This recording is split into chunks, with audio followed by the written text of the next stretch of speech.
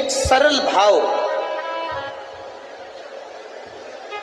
शिव को प्राप्त करने का एक सरल तरीका गंगा जी ने कह दिया। सबसे सरल तरीका मैं तुम्हें बता रही हूं, मिट्टी लाओ, उसका एक शिवलिंग का निर्माण करो।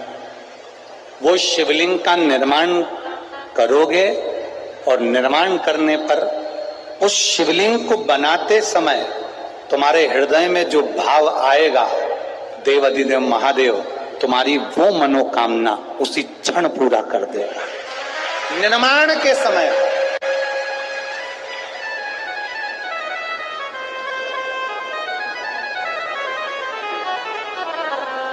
आप जब शिवलिंग का निर्माण करें, यहाँ करोड़ों शिवलिंग का निर्माण हो रहा है, करोड़ों शिवलिंग का, पार्थिव शिवलिंग का निर्माण करें तो आपके भीतर का भाव शुद्ध होना चाहिए, आपके भीतर का निर्मल स्वभाव होना चाहिए।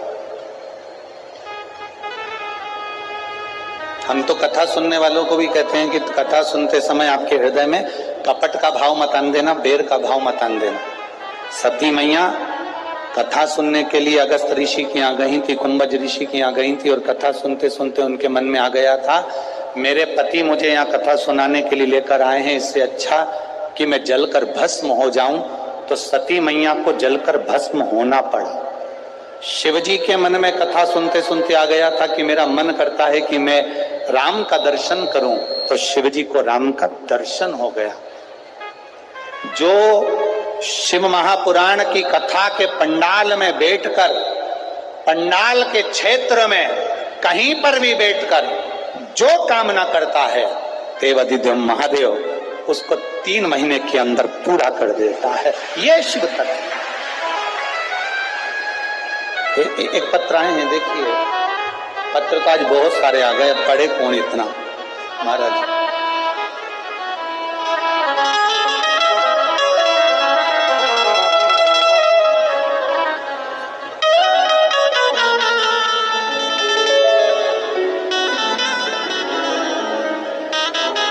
मेरा नाम रेणु गुप्ता है, पति का नाम राहुल गुप्ता है। मैं इंदरगढ़ जिला दतिया की रहने वाली हूँ। कहीं बैठी हो तो हाथ हिला सकती हैं, जहां कहीं भी बैठी हो अपना हाथ हिला सकती हैं। रेणु गुप्ता, पति का नाम राहुल गुप्ता, मोबाइल नंबर लिखा है, इंदरगढ़ जिला दतिया की रहने वाली हूँ। कहीं बैठी हो तो अपना हाथ हिला सकती हैं, जहां कहीं भी बैठी हो। आपने लिखा है, गुरुजी 1 लोटे जल का मैं क्या वर्णन करूं। मैं एक हार्ट पेशेंट हूं, मेरे हार्ट में 40 mm का एक छेद है, जो डॉक्टर ने इको रिपोर्ट में बताया है, जिसकी जांच में लगा रही हूं, जिसका कोई इलाज नहीं है। 1 लोटे जल का मैं क्या बखान करूं गुरुदेव। 7 मार्च 2021 को मेरे को बीमार हुई और बच्चेदानी में नसों का एक गुच्छा आ गया। नसों का गुच्छा आया, ग्वालियर में दिखाया, ग्वालियर से मुझे दिल्ली रेफर कर दिया। फिर दिल्ली के एम्स में अल्ट्रासाउंड कराया तो मेरे गर्भाशय में 32 mm नसों का गुच्छा बताया, जिसका ऑपरेशन का बोला। हमने वो 32 mm का ऑपरेशन कराने के लिए तैयार हुए, ऑपरेशन तो करवा लिया, पर गुरुजी कुछ ही दिन में वो गठान का गुच्छा, नसों का गुच्छा वापिस आ गया। गुरुदेव दूसरी बार, पहली बार जब आया वो 7 मार्च 2021 को आया तो हमने ऑपरेशन कराया। दूसरी बार 5 मार्च 2022 को वापिस 23 mm का नस में नसों का गुच्छा गर्भाशय में आ गया। गुरुजी, मेरी बहन ने बताया कि टीवी पर कथा सुनो और डॉक्टर को दिखा कर आ जाओ और बाबा पर भरोसा करो, क्योंकि 2 बार ऑपरेशन डॉक्टर ने भी मना कर दिया कि शायद बड़ी बीमारी हो सकती है। हम वापिस आए, दवाई लाए, पशुपति व्रत करना प्रारंभ करा। बाबा की कृपा से 5 सोमवार पूरे होने पर हम वापिस एम्स में जांच कराने के लिए गए, ऑपरेशन के लिए। डॉक्टर ने जांच कर कर, इको कर कर बताया कि तुम्हारा वो बच्चेदानी में जो नसों का गुच्छा था वो समाप्त हो गया है और बाबा की कृपा है। ये शिव तत्व। कृपा बिना न हिले, एक ही अणु लेते हैं श्वास तेरी कृपा से तनो तनो। हे गंगाधार मुक्ति द्वार ओमकार तू, भोले ओमकार तू, आयो शरण तिहारी शंभु अवतार तू। Shri Anita Sharma, Anil Sharma, Shrimati Anita Sharma, Anil Sharma, Shiv Sai Nagar city centre Gwalior. पुत्र आदित्य शर्मा, पुत्री वर्तिका शर्मा। कहीं बैठी हो तो हाथ हिला सकती हैं, कहीं बैठी हो तो हाथ हिला सकती हैं। Anita Sharma, Anil Sharma, Shiv Sai Nagar city centre Gwalior. पुत्र आदित्य शर्मा, पुत्री वर्तिका शर्मा। गुरुजी, पार्थिव शिवलिंग के पूजन का मैं क्या वर्णन करूं। आपके द्वारा शिवरात्रि सावन के महीने का पार्थिव शिवलिंग का पूजन कराया गया पिछले वर्ष। वो हमने हमारे बेटे और बेटी से करवाया। हमारे बेटे और बेटी का कहीं जॉब नहीं लग रहा था, बहुत परेशान थे। उन्होंने हिम्मत छोड़ दी थी, तब पार्थिव शिवलिंग का निर्माण आपका टीवी के माध्यम से ऑनलाइन किया। पिछली बार जो आपने अभिषेक कराया था मेरे बेटे बेटी ने करा, और बाबा से प्रार्थना कर कर चावल का जो दाना चढ़वाया था, काली मिर्ची जो चढ़वाई थी और कमल गट्टा जो चढ़वाया था, बाबा से प्रार्थना कर कर चढ़ाकर एक चावल का दाना और एक बेलपत्री हमने रख लिया। बाबा से प्रार्थना करी, अगले वर्ष जब टीवी पर अभिषेक हो तब तक मेरे बेटे बेटी का सरकारी जॉब लग जाए। बाबा का हम क्या वर्णन करें गुरुदेव, हम तो नहीं जानते कि बाबा में ऐसा क्या है, पर एक लोटे जल में कुछ तो है गुरुदेव।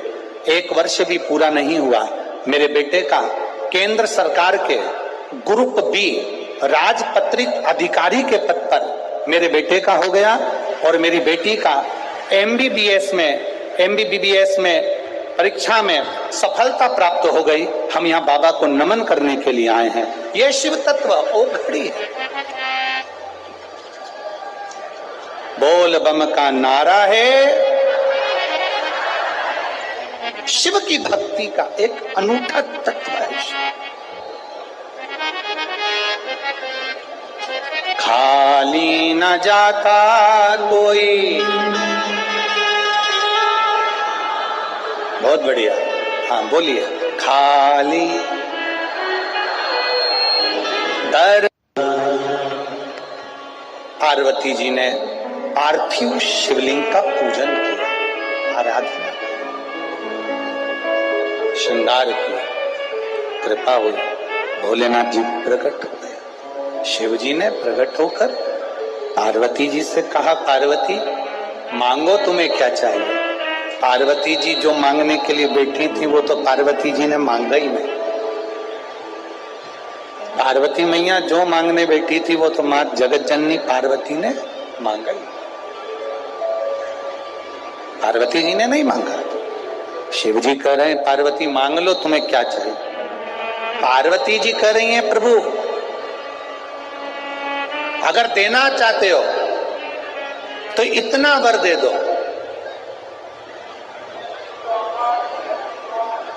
कि जिस पार्थिव शिवलिंग को मैंने बनाया है,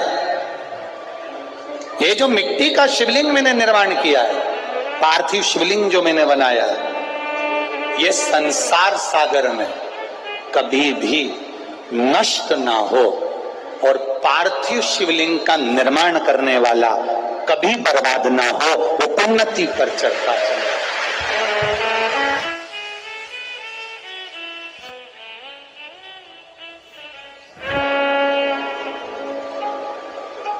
अच्छा, एक सरल भाषा में आप लोगों से कहें,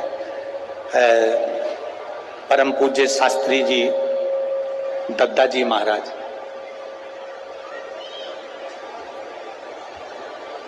परम पूज्य शास्त्री जी दद्दा जी महाराज, जिन्होंने एक अलग जगाई थी शिवलिंग, पार्थिव शिवलिंग निर्माण में।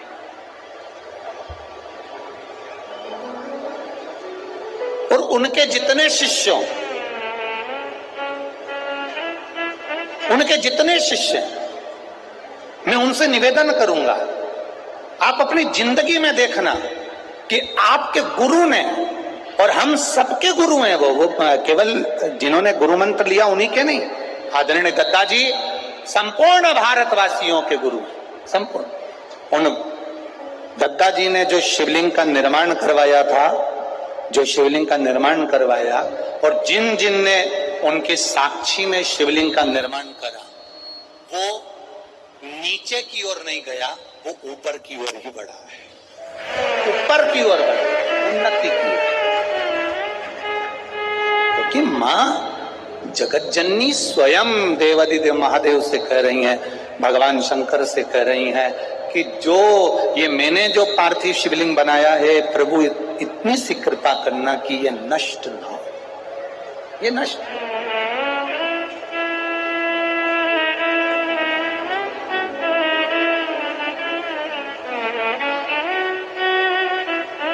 जो हमने पार्थिव शिवलिंग बनाया है ये कभी नष्ट ना।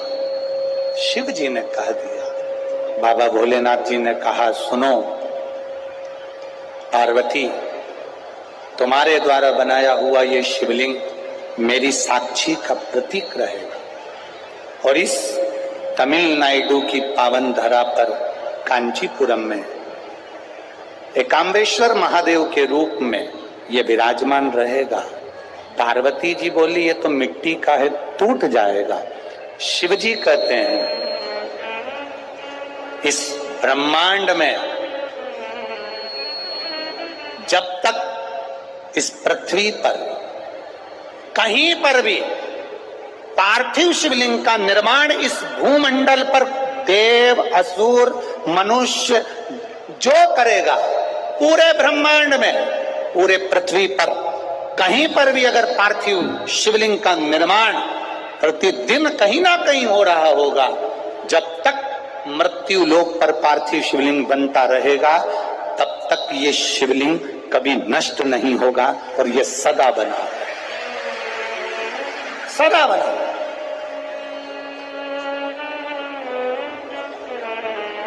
लोग कहते हैं शंकर भगवान धन दे देते हैं, लोग कहते हैं शंकर भगवान दौलत दे देते हैं, लोग कहते हैं शंकर भगवान करोड़पति बना देते हैं, लोग कहते हैं शंकर भगवान धनपति बना देते हैं। शिव महापुराण की कथा कहती है शंकर भगवान पर एक लोटा जल शिवालय में जाकर जो शिवलिंग पर चढ़ा रहा है, शंकर भगवान उसको करोड़पति बनाए का ना बनाए, शंकर भगवान उसे लखपति बनाए कि ना बनाए, शंकर भगवान उसको अरबपति बनाए कि ना बनाए, पर यह पक्का है जो शिव जी पर एक लोटा जल चढ़ाता है, शंकर भगवान उसको हाथ pकड़कर अपना बना लेते हैं। जब तिजोरी उसकी हो जाती है तो माल सब आपका हो जाता है।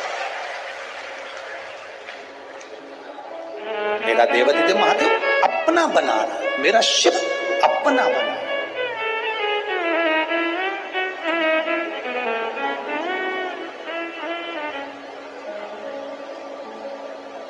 और जब देखो ये बहुत विचित्र बात है, अपना बनाना बड़ा कठिन है।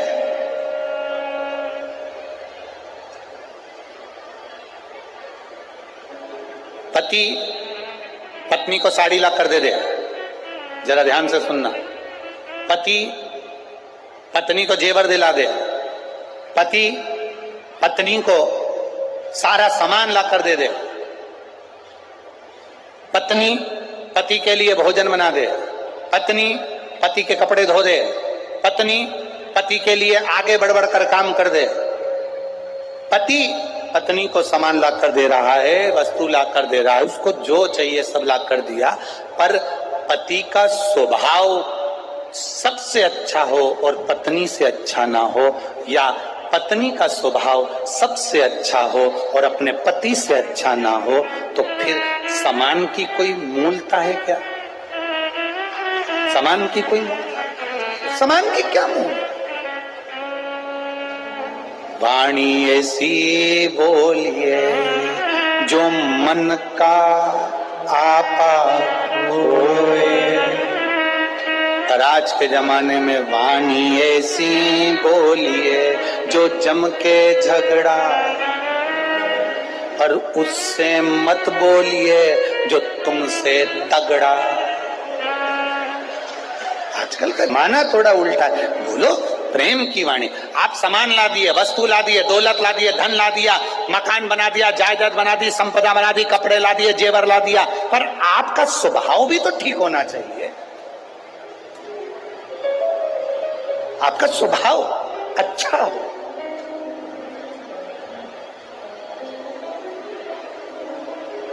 तो लगे धन दौलत सब एक साइड है, पूंजी सब एक साइड, पर आपका स्वभाव एक साइड।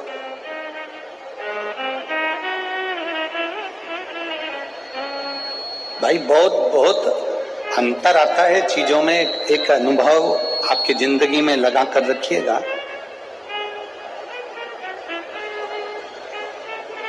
आज के जमाने में पेरेंट्स मीटिंग होती है स्कूल में, सबको मालूम है क्या? अरे बोलो तो जम के। पेरेंट्स मीटिंग होती है, टीचर मार साहब बच्चों की गलती बताते हैं और बच्चों की पढ़ाई बताते हैं। पहले के समय में पेरेंट्स मीटिंग होती थी क्या? जम के तो बोलो, नहीं। पहले के समय में पेरेंट्स मीटिंग नहीं होती थी। पहले के समय में तो टीचर घर आ जाते थे, अपनी गलती माँ बाप को बता देते थे और वहीं पे जूता पड़वा देते थे और बाद में चाय पी के चले जाते थे। अपन को दुचबा भी देते थे और चाय भी पीते थे, चले। आज के जमाने में पेरेंट्स मीटिंग होती है, बच्चे का बताया जाता है, तुम्हारा बच्चा ऐसा कर रहा है, तुम्हारा बच्चा वैसा कर रहा है, तुम्हारा बच्चा ने ऐसा करा, उसने पढ़ाई ठीक नहीं करी, उसने मैथ ठीक नहीं करी, उसने हिंदी ठीक नहीं करी, उसने अंग्रेजी ठीक नहीं करी। पर पहले के समय में टीचर स्वयं आता था और बता कर जाता था कि इसने ये गलती करी।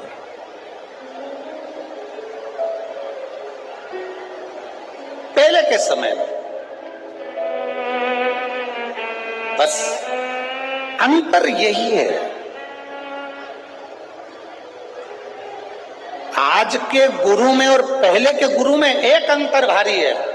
पहले का गुरु तुम्हारे दरवाजे पर आता था और सत्य बोलकर तुम्हें जगाकर, सत्य बोलकर तुम्हें जगाकर तुम्हारे मार्ग को निश्चित कर कर फिर जाता था।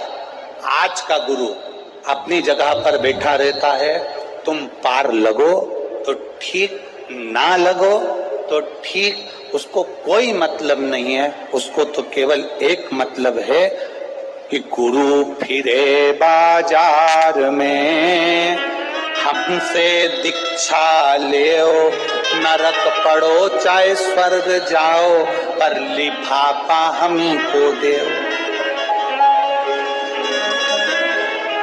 तुम्हारे पास में जितना मोटा माल होगा, गुरु उतनी जल्दी तुमसे मिलेगा। ये आज का गुरु है। तुम्हारे पास में जितना धन ज्यादा होगा, गुरु उतना तुमसे मिलेगा। ये आज का समय है। पर असली जो गुरु होता है उसे तुम्हारे वैभव से, तुम्हारी सत्ता से, तुम्हारे धन से कोई मतलब नहीं होता।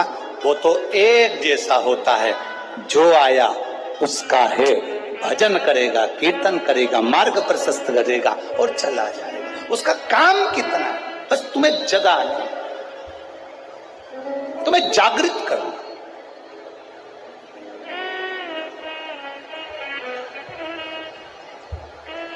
और जिस दिन तुम जाग गए, उस दिन जीवन का एक आनंद हमारे जीवन में। हम कहें पति पत्नी को सब कुछ देवे, पर दिन भर क्रोध में रहेवे, तो ऐसा पति, क्रोध करने वाला श्रेष्ठता नहीं देता।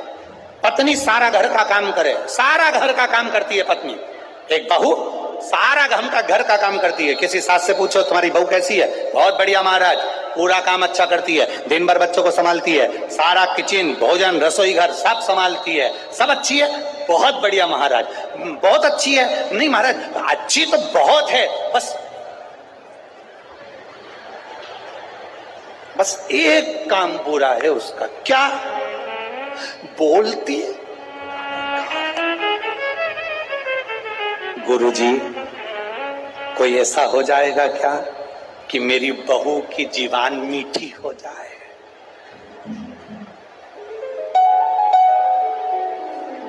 अब गुरुजी से पूछो, उनकी लुगाई की जीवान तो वैसे ही ठीक नहीं, कहा दूसरे की जीवान ठीक करने चले। किसी गुरुजी से पूछो जो ललाट में महादेव ने लिख कर भेजा है, जो किस्मत में ब्रह्मा